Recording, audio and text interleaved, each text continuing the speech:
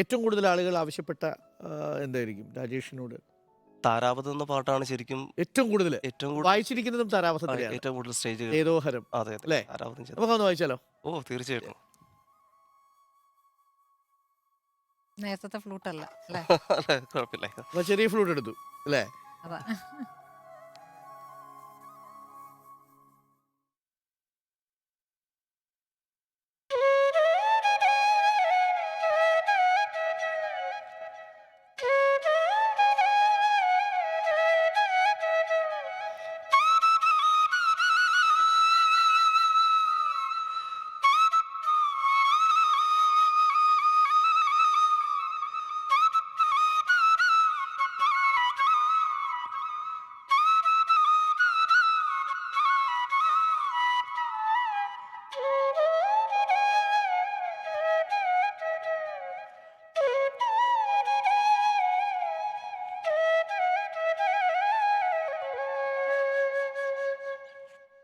വാവ്.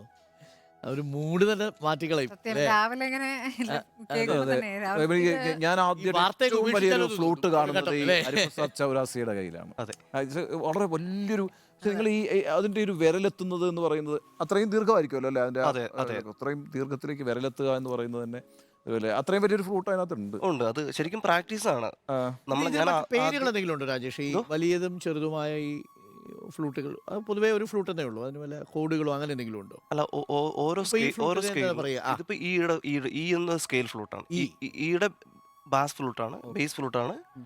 ഇത് ഈയുടെ ടോപ്പ് ഫ്ലൂട്ടാണ്. ഓ ശരി. ഇപ്പൊ നമ്മൾ ഇതിന്റെ ഇത് പക്ഷേ എപ്പോഴും വലിപ്പം കൂടുന്തോറും ഇതിന്റെ ബാസും ബേസും കൂടിക്കൊണ്ടിരിക്കും. അതെ കൂടും കൂടും. ഇത് വളരെ ചെറിയ ഫ്ലൂട്ടുകൾ വളരെ ഷാർപ്പായിരിക്കും അതിന്റെ. അതെ അതെ. ഫ്രീക്വൻസി ഭയങ്കര ആ കൂടുതലായിരുന്നു. ഫ്രീക്വൻസിയുടെ വേരിയേഷൻ ആണ്. Variation. ഇപ്പൊ ഈ രണ്ട് ഫ്ലൂട്ടും ഈ ആണ്. ജസ്റ്റ് അതിന്റെ വ്യത്യാസം കാണിച്ചു തരാം. ആ.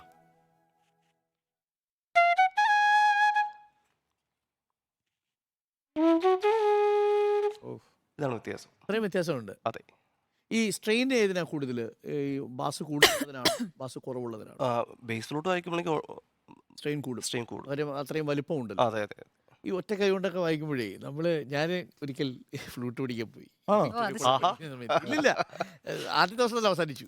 അപ്പോൾ അദ്ദേഹം എന്നോട് തിരിച്ചിറങ്ങിയപ്പോൾ എൻ്റെ കൂട്ടുകാരെ കളിയാക്കുന്നത് നേരെ ശ്വാസം വിടാൻ പഠിക്കാനിയാ എന്നിട്ട് ഫ്ലൂട്ട് വായിക്കാം എന്നാണ് നമ്മുടെ കൂട്ടുകാരെ കളിയാക്കുന്നത്. പഠിക്കാൻ എളുപ്പമാണോ?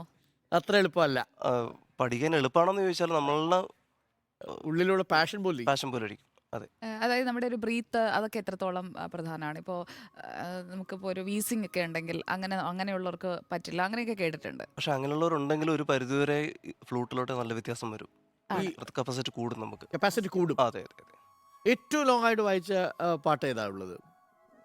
അങ്ങനെ പാട്ടുകൾക്ക് അങ്ങനെ ഒരു ലോങ് എന്ന് പറയാനായിട്ട് ഇതില്ല. നമ്മൾ ഈ പ്രാക്ടീസ് ചെയ്യാൻ നേരത്ത് ഇങ്ങനെ ലോങ് നോട്ട് പ്രാക്ടീസ് ഉണ്ട് നമുക്ക് ഇൻസ്റ്റിറ്റ്യൂട്ടിൽ അവിടെ. ഉദാഹരണത്തിന് ഒന്ന് അതായത് നമ്മളിപ്പോ ഒരു പ്രാക്ടീസിന്റെ കാര്യം അതെ ഇപ്പോ അറിയാൻ വേണ്ടി.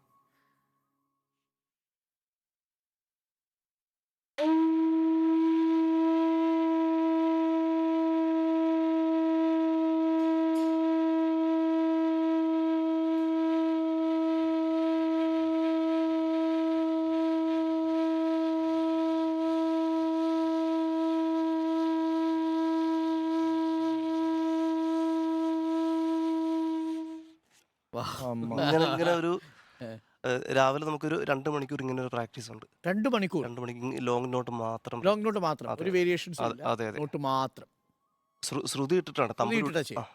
അതല്ലെങ്കിൽ ചുമ്മാ ഒരു യോഗ മാത്രമായി പോകും. ശ്രുതി ഇട്ടാണ് പരിശീലിക്കുക. അതെ അതെ അതെ. ഒരു ശംഖനാദം പോലെ ഉണ്ടായിരുന്നു കേട്ടോ. ആ, ഈ ചൗരസിയുടെയൊക്കെ ഈ ട്രെയിനിങ്ങിന് എന്തെങ്കിലും പ്രത്യേകത ഉണ്ടാവുമല്ലോ സ്വാഭാവികമായിട്ടും. എങ്ങനെയാണത് നിങ്ങൾ അദ്ദേഹത്തിൽ നിന്ന് പഠിക്കാൻ ആ സന്ദർഭങ്ങൾ എങ്ങനെയായിരിക്കും? ഇപ്പൊ പ്രത്യേകിച്ച് സമയങ്ങളോ അങ്ങനെ എന്തെങ്കിലും ഉണ്ടോ? രാവിലെ ക്ലാസ് ഉണ്ടാകും. അത് അദ്ദേഹത്തിന്റെ ടൈം ഇപ്പോൾ പ്രോഗ്രാം ഷെഡ്യൂൾ അനുസരിച്ചിട്ട് ഉം. ക്ലാസ് മാറി മറിഞ്ഞിരിക്കും സമയം. പക്ഷെ എന്ന് വെച്ചാൽ ഇപ്പം എന്നെ സംബന്ധിച്ചിട്ട് നമ്മളിപ്പോൾ അധികം പഠിച്ചില്ലെങ്കിൽ പോലും നമ്മൾ ജസ്റ്റ് ജസ്റ്റ് ഒന്ന് കാലിൽ തൊട്ടിട്ട് വന്നാൽ പോലും നമ്മൾ ഭയങ്കരമായിട്ട് ചാർജ് ആകും. വല്ലാത്തൊരു അറിയാലോ നമ്മൾ അടുത്തിരുന്നാൽ തന്നെ എന്തോ ഗുരുമുഖത്ത് നിന്ന് നേരിട്ട് പഠിക്കുക അല്ലെങ്കിൽ ഒരുപാട് പേര് സാന്നിധ്യം തന്നെ പഠനമാണ്. അതെ അല്ലേ? അതെ സാന്നിധ്യം തന്നെ പഠനമാണ്. ഭയങ്കരമാണ്. അതെ. ഞാൻ വെറുതെ ഒരു കൗതുകത്തിന് ചോദിക്കാം. ഇപ്പോൾ ഈ ഹരിപ്രസാദ് ചൗരാസിയൊക്കെ ആകുമ്പോഴത്തേക്കും വലിയ മാസ്ട്രോസ് അല്ലേ? അപ്പോൾ അവിടേക്ക് എത്തിപ്പെടുക എന്നുള്ളത് ഒരു വളരെ പ്രധാനപ്പെട്ട കാര്യമാണ്. ഇപ്പം പ്രത്യേകിച്ച് ചേർത്തലയിൽ നിന്ന് അല്ലേ? അതെ. ഫ്ലൂട്ടിൻ്റെ താല്പര്യമുള്ള ആളുകൾക്ക് അത് ഒരു ഉപകാരപ്പെടും എന്ന് വിചാരിച്ചിട്ട് രണ്ടിവരുടെ ഒരു ഫീസ് അതൊക്കെ എങ്ങനെയാണ്? എനിക്ക് ഒരു കൗതുകം കൊണ്ട് ചോദിക്കുന്നത്. ആക്ച്വലി ഞാൻ അദ്ദേഹത്തെ കണ്ടത് ഇവിടെ എറണാകുളത്ത് ഒരു കോൺസെർട്ടിന് വന്നപ്പോഴാണ്. അപ്പോൾ സാധാരണ നമുക്ക് ബാക്ക് സ്റ്റേജിലേക്ക് ആക്സസ് കിട്ടാറില്ല. പക്ഷേ എന്തോ നമ്മുടെ ഭാഗ്യത്തിന് ആക്സസ് കിട്ടി. ചെന്നപ്പോൾ ഞാൻ പറഞ്ഞു, ഗുരുജി പഠിക്കാൻ ആഗ്രഹമുണ്ട്.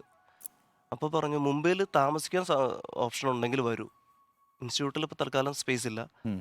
അങ്ങനെ രണ്ടും കൽപ്പിച്ച് ഞങ്ങൾ പോയതാണ്. ഇൻസ്റ്റിറ്റ്യൂട്ട് വേറെയാണല്ലേ? അല്ല, അവിടെ വീട്ടിൽ തന്നെ തന്നെയാണ്. അവിടെ തന്നെ സാർ താമസിക്കുന്നത്.